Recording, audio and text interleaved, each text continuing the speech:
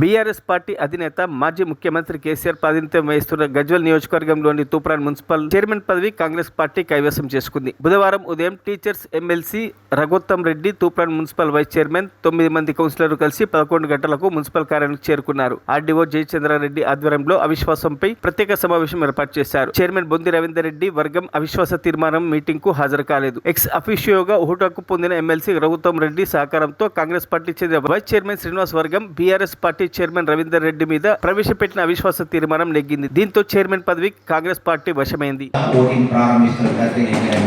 అవిశ్వాస తీర్మానానికి మద్దతుగా మొత్తం 11 మంది సభ్యులకు గాను 11 మంది సభ్యులు హాజరైన 11 మంది సభ్యులు చేతులెత్తడం జరిగింది.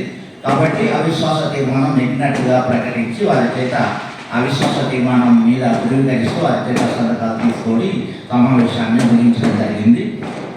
ఈ సమావేశంలో మొత్తం 15 మంది సభ్యులకు గాను 11 మంది అవిశ్వాస తీర్మానానికి మద్దతు తెలియజేసినందువల్ల శ్రీ బొద్ది రాఘవేంద్ర గౌడ్ గారి మీద ప్రవేశపెట్టబడిన అవిశ్వాస తీర్మానం నెగ్గినట్టుగా ప్రకటించడం జరిగింది. ఇది తదుపరి ఏర్పాటు జరిగేంత వరకు అంటే ఈ నిర్ణయాన్ని జిల్లా కలెక్టర్ గారి ద్వారా ఎన్నికల సంఘానికి పంపించి ఎన్నికల సంఘం మరొక డేట్ నిర్ణయిస్తుంది. ఆ డేట్ నాడు తిరిగి చైర్మన్ ఎవరనేది మళ్ళీ ప్రత్యేక సమావేశం నిర్వహించి అందులో కొత్త చైర్మన్ను ఎన్నుకోవడం జరుగుతూ ఉంటుంది. అప్పటి వరకు వైస్ చైర్మన్ నందాల శ్రీనివాస్ తాత్కాలిక చైర్మన్గా కొనసాగుతారు.